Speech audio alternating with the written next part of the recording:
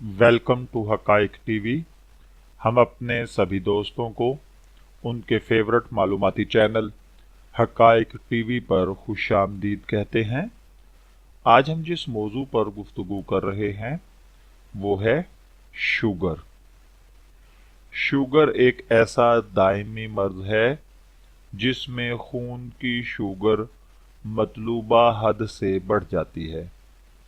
Sugar लबलबे में पैदा होने वाले हार्मोन यानी इंसुलिन की कमी की वजह से होती है। इंसुलिन की ये कमी दो तरह की हो सकती है। नंबर एक, लबलबे से इंसुलिन की पैदावार ही कम या ख़त्म हो जाती है। नंबर दो, लबलबे से इंसुलिन तो पैदा होती रहती है लेकिन किसी वजह से उसका असर कम हो जाता है।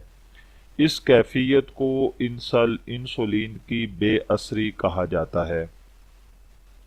याद रखिए, शुगर हमारे खून का इंतहाई लाजमी और मुस्तकिल जुज़्व है। हम अपनी खुराक में जितनी भी नशास्तादार ग़िज़ाएं यूज़ करते हैं वो हमारी आंतों में जाकर शुगर में चेंज हो जाती हैं और यही शुगर बाद में खून में शामिल हो जाती है।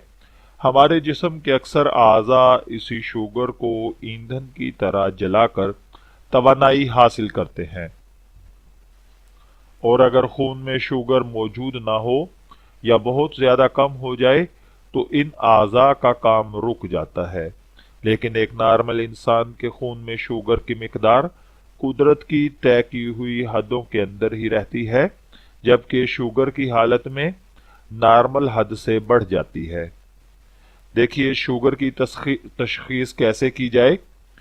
शुगर से मुतासरा अफराद में तशखीस से पहले कुछ इलामात हो सकती हैं, लेकिन ये बात याद रखिए कि शुगर की हतमी तशखीस के लिए खून में शुगर की मिकदार चेक करना लाजमी होता है।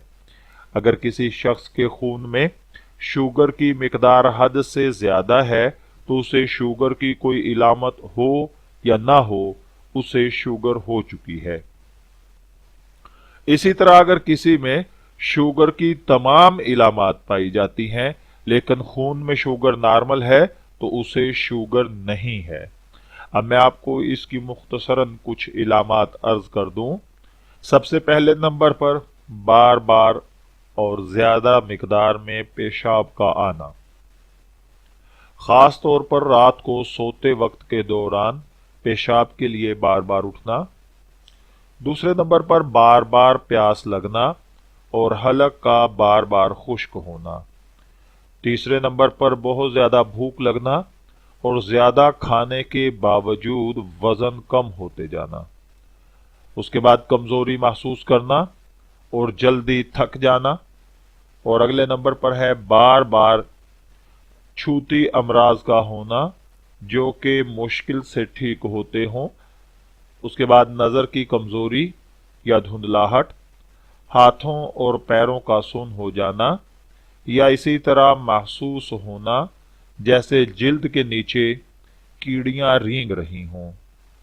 अब जो शुगर की खून के अंदर मिकदार है उसको मापने के लिए दो तरह के टेस्ट डॉक्टर कहते हैं कि खाली पेट करवाएं या खाना खाने के 2 घंटे बाद। तो जब भी आपको शुगर का टेस्ट करवाना हो तो इन दो कैफियत में से किसी पर करवाइए। नंबर एक, खाली पेट करवाइए और दूसरे नंबर पर खाना खाने से 2 घंटे के बाद टेस्ट करवाया जाए। अब कुछ बात हो जाए शुगर की अकसाम की।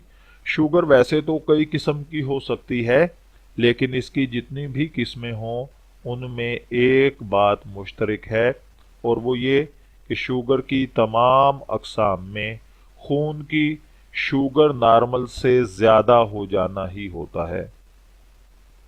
शुगर की दो किस्में ज्यादा मशहूर हैं जिसे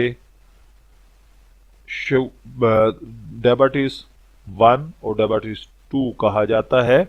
पुराने जमाने में इसे बचपन या कम उम्री की शुगर भी कहा जाता था। यानी शुगर की जो पहली किस्म है उसके बारे में बात कर रहे हैं।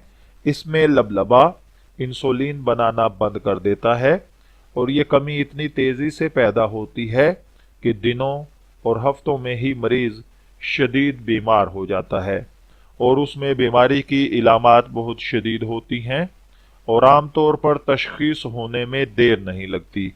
شوگر کی اس قسم کا علاج روز اول سے ہی انسولین کے ٹینکوں سے کرنا پڑتا ہے۔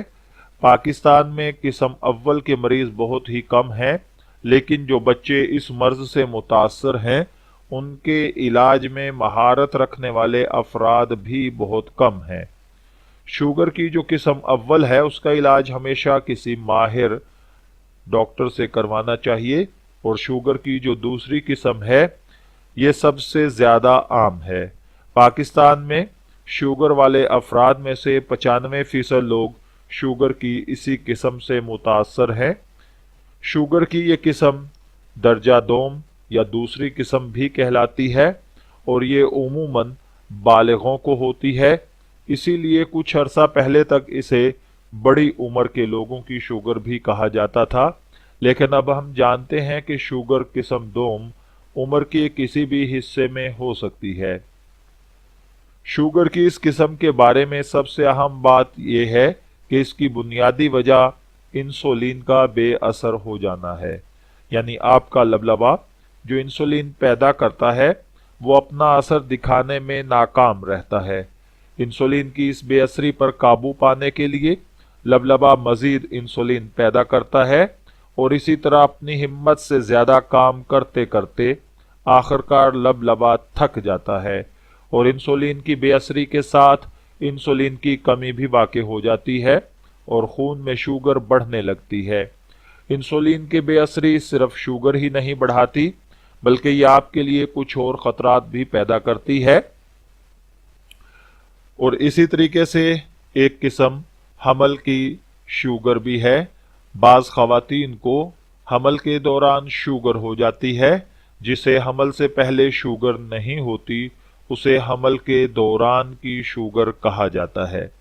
اس کی علامات بھی وہی بار بار اور زیادہ مقدار میں پیشاب آنا، بار بار پیاس کا لگنا، بہت زیادہ بھوک لگنا، کمزوری محسوس کرنا، جلدی تھک جانا، بار بار چھوتی امراض کا ہو جانا، نظر کی کمزوری یا دھندلاہٹ، ہاتھوں یا پیروں کا سن ہو جانا، یا اسی طرح محسوس ہونا جیسے جلد کے نیچے کیڑیاں رینگ رہی ہوں۔